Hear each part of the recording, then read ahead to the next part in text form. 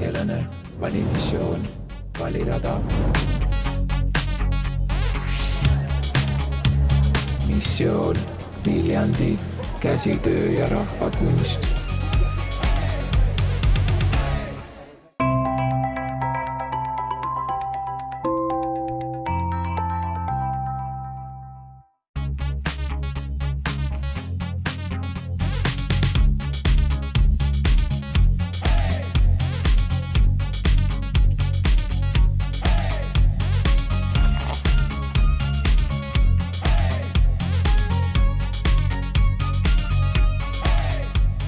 Maailmas on 246 UNESCO loovlinna. Kuidas Viljandi selle staatuse pälvis? Viljandi on ju Eesti pärimuse ja pärandi pealinn.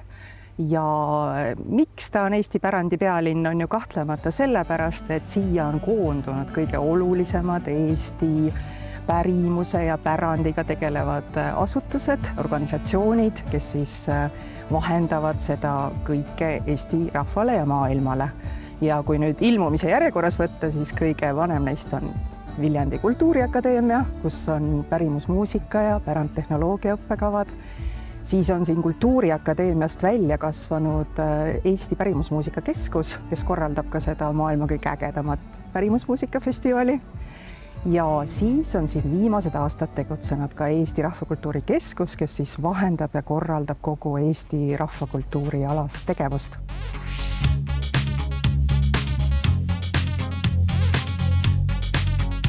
Viljandi missioon sooritatud.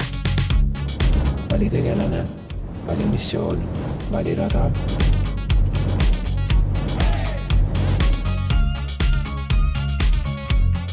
Missioon Tartu, kirjandus.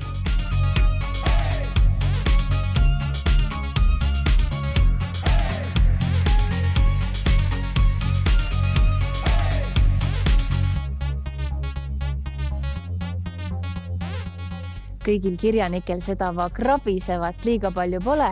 Nende sisemaailm on aga alati väga rikas.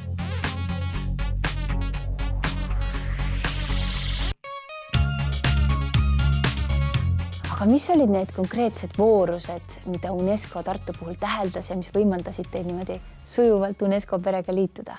Nende loovlinnade puhul väärtustatakse nii-öelda kahte külge. Et üks on see pärand. Ülikoolilinnana, kultuuride, keelte ristumispaigana on Tartu olnud selline kirjasena häll juba väga kaua. Ja teiselt poolt siis see, kui elav on see kirjanduselu praegu, mis toimub, mida tehakse, kas tehakse kirega. Meil toimuvad kirjanduslikud teisipäevakud, toimub luuleprõmm regulaarselt, toimuvad suured festivalid, mitte ainult Prima Vista, mis on kahtlemata kõige suurem ja kõige vanem, vaid ka hullud Tartu ja näiteks Tartu laste ja noortekirjanduse festival, mis on otseselt selle kirjanduslinnaks saamise tulemus.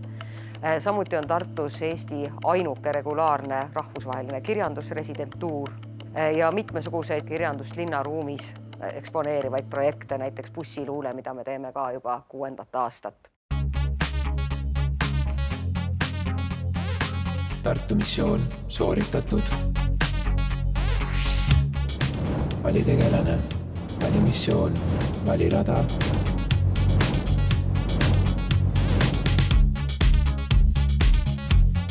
Missioon Tallinn, muusikalinn.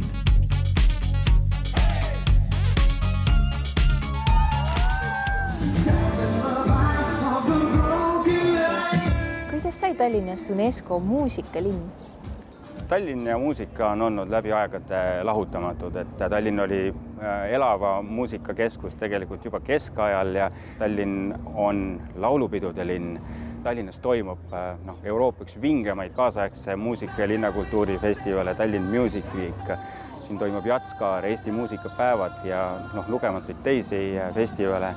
Tallinnast on pärit mitmed maailma nimega heliloojad, dirigendid, muusikakollektiivid, solistid.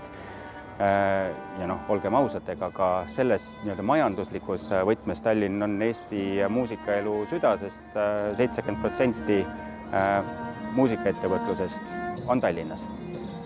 Me tahame seda, et muusika oleks ka kättesaadavam nendele, kes võib-olla täna ei saa muusikaelus nii aktiivselt osaleda, kui nad seda võiksid. ja loomulikult on väga oluline osa ka sellest, et meie muusikutel ja festivalidel ja kontserdipaikadel oleks võimalus teha koostööd teiste muusika- ja loovlinnadega UNESCO võrgustikus ja nii-öelda kogu see rahvusvahelisuse mõõtme suurendamine.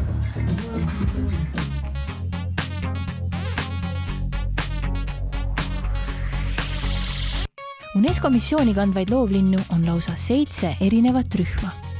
Äkki saab Eestimaal kunagi olema ka disaini, filmi, gastronoomia või meediakultuurilinn. Eks see sõltub meist endist, sinust ka.